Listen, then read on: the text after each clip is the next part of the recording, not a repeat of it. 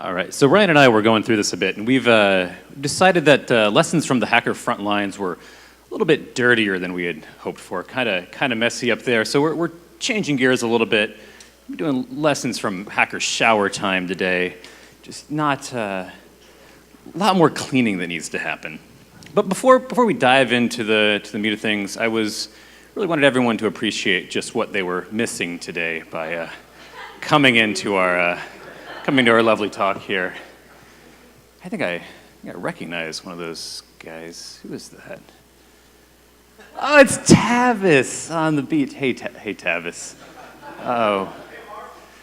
Anyone from Cloudflare? That's not a good thing. Oh, Tavis, this is why we can't have nice things. Thanks, Tavis. Now the clouds are bleeding.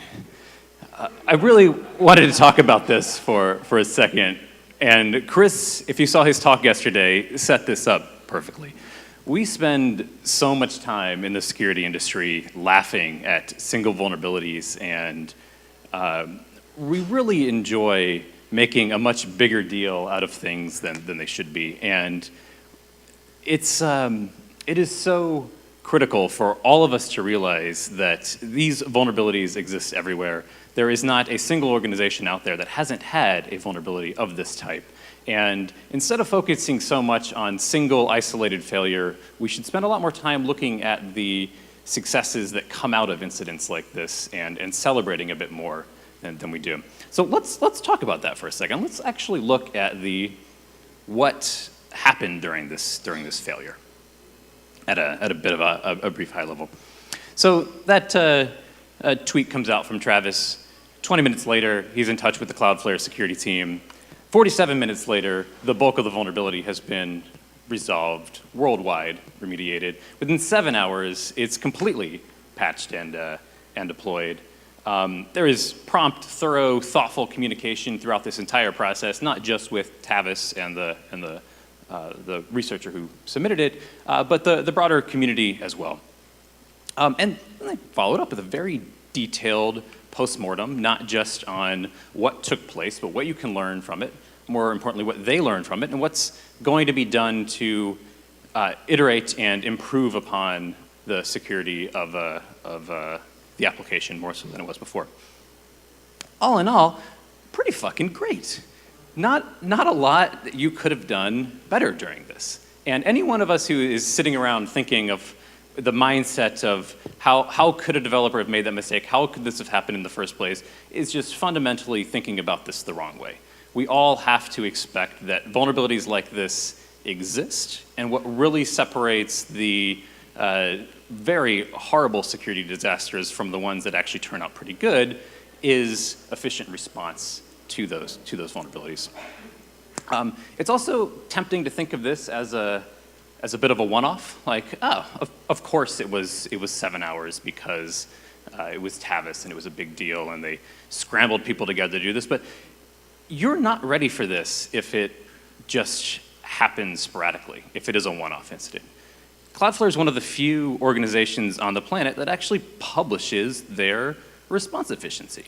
Not just an SLA of like, we're going to get back to you in a timely manner, but like real data that on average, they triage and respond to any vulnerability that you send them in 22 hours. And that's an aggregate metric across the board. It includes low severity thing, but they also fix everything within 8 days. With 7 hours in this case, and most organizations will skew to faster response times for critical vulnerabilities, but very, very few organizations on the planet have the confidence to post data like this and regularly observe themselves on it. And it takes this type of regular discipline to be ready for when something like a cloud bleed comes along. So one of the things that I wanted to share today is we run about 800 of these vulnerability disclosure or bug bounty programs that take in vulnerabilities from the outside. And we see quite a bit of variety in the response times that different organizations commit to. What we're looking at here is the 50th percentile of the 800 programs that are running on HackerOne. in days. So right about average, most places will get an initial response to you in the same day. But it'll take them close to 2 days to actually triage, investigate the vulnerability, and a full 20 days before they resolve the vulnerability.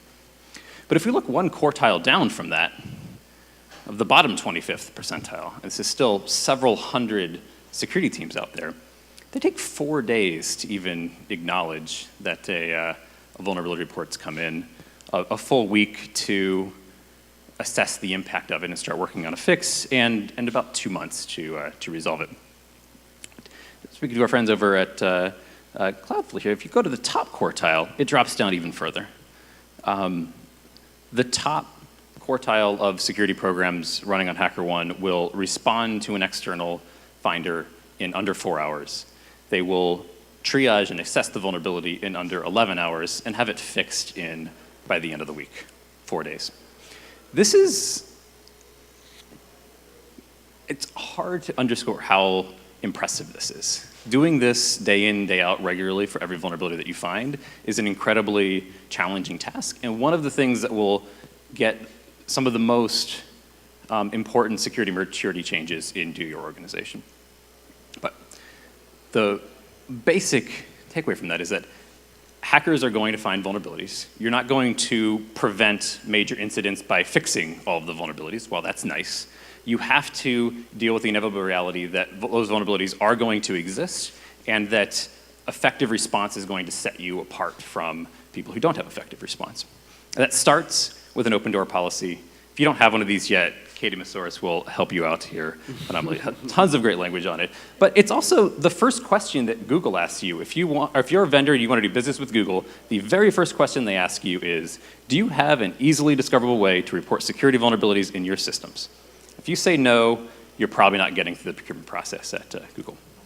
More importantly, every one of those findings is a mini incident that you can use to improve your security development lifecycle. You will learn something out of every single one that comes in. You should measure and maybe consider publishing how long it takes you to do that. If it takes you longer to respond to and resolve a vulnerability today than it did last year, your security program as a whole is probably not improving at the pace that it should be. And finally, as you've made these new friends, it's good to exercise with them every once in a while. They're helping you improve your SDLC. You want to get more of them in there. So I want to talk a little bit about incentives, just briefly to touch on how we get more people into these programs in the first place. If you look again at the median across the entire HackerOne platform and break it up by low, medium, high, and critical vulnerabilities, you'll find that once those people have a very solid incident response process in place and they want more vulnerabilities because they're learning something every single time they get one, they start off awarding about $100 for a low severity vulnerability and about $1,400 for a critical vulnerability. This advances really quickly. If you look at the 80th percentile teams, they're still paying about $100 for a low, but now they're up to $5,000 for the critical vulnerabilities. And this is a very natural curve that we see with almost every one of these organizations that launches these type of incentives, is they slowly increase over time and without handling more vulnerabilities on a regular basis. You're not doing this for an aggregate volume to get more vulnerabilities. You're doing this because vulnerabilities are becoming scarcer. You need to provide better incentives, and you need better hackers to find those vulnerabilities.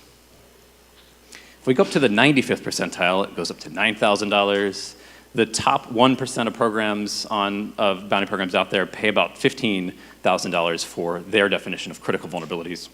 And it's important to underscore that it takes them a little while to get there. Nobody starts offering $15,000 vulnerabilities or bounties for critical vulnerabilities.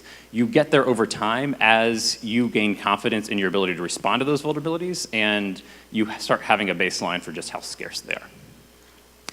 Then you can get even crazier, and you look at the 1% of a 1%. How does the Freedom Caucus like to say it?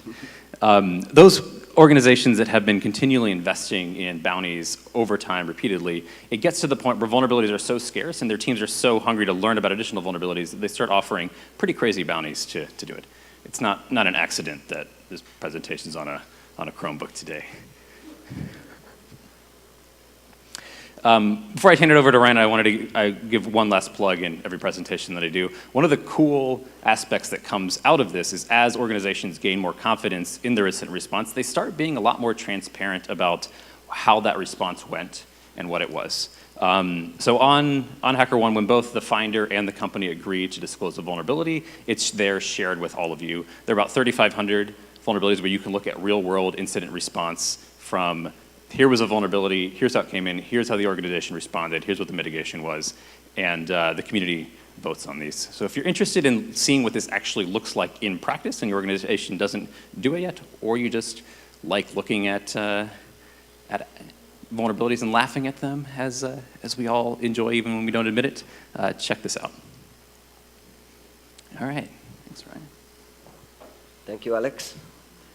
So I just wanted to give you guys a quick recap from Kaspersky's perspective, working with Alex and HackerOne on our bug bounty program. So prior to going public with our bug bounty program at Black Hat last year, we spent a lot of time listening to Katie's presentations, listening to all you smart people who warned us over and over to make sure you're prepared. If you think you're prepared for a bug bounty program, believe me, you're not. You need to prepare some more.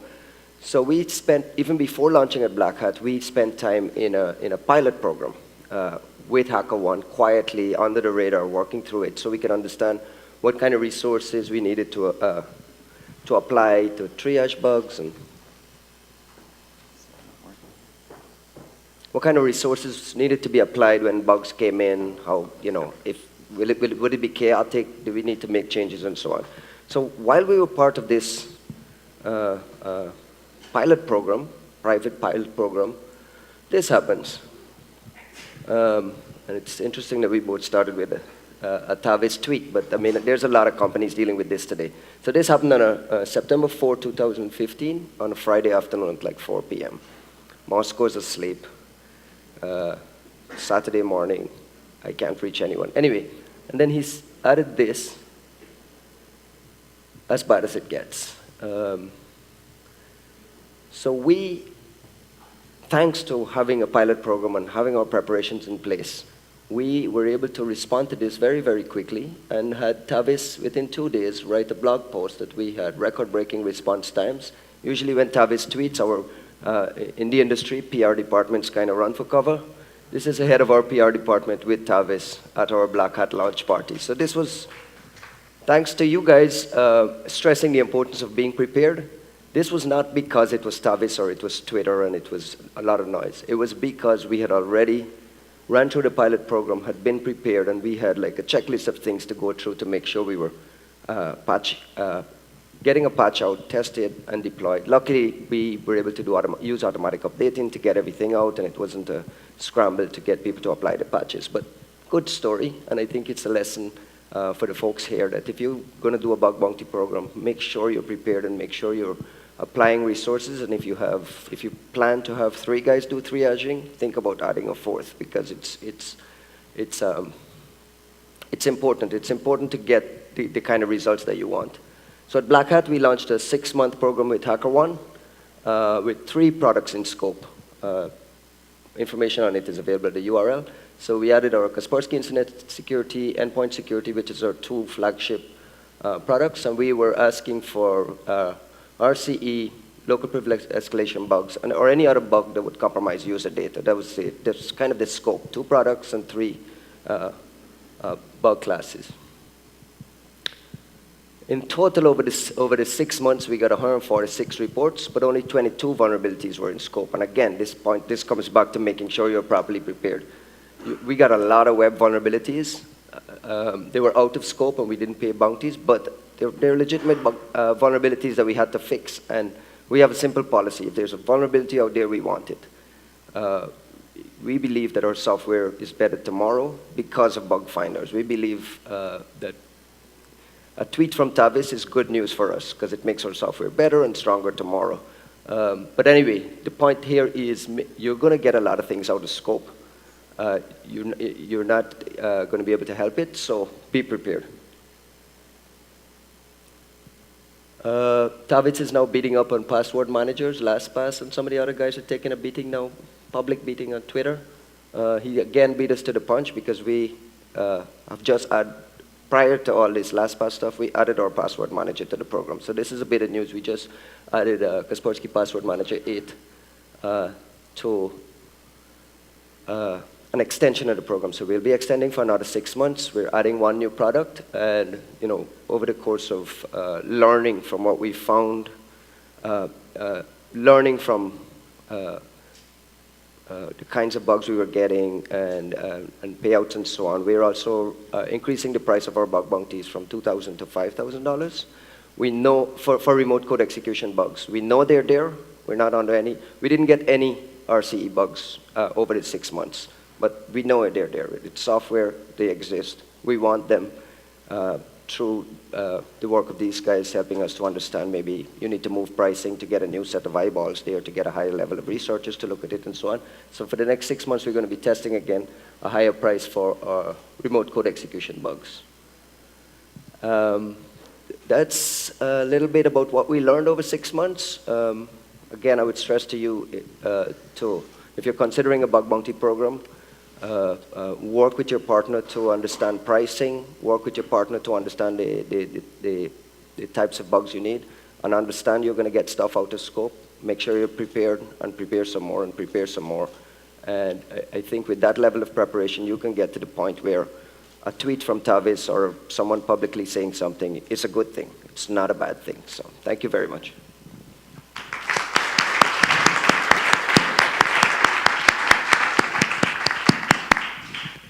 Questions for Alex or Ryan?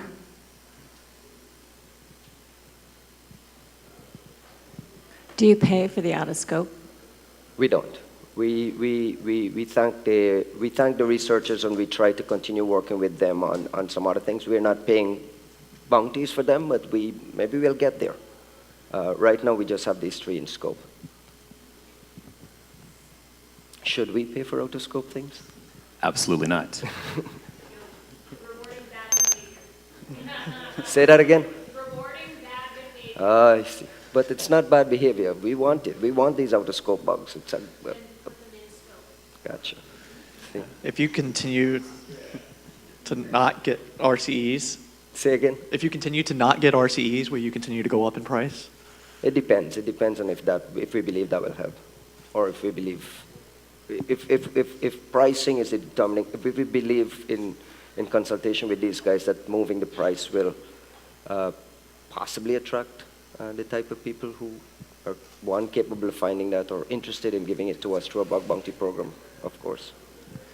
It's all like trial and error for us too. It's like this bug bounty stuff is, we learn as we go along. Yeah. Most programs do slowly increase amounts over time, specifically for those critical categories of issues that they're looking for. But there's always an upper bounds on just how high it can go.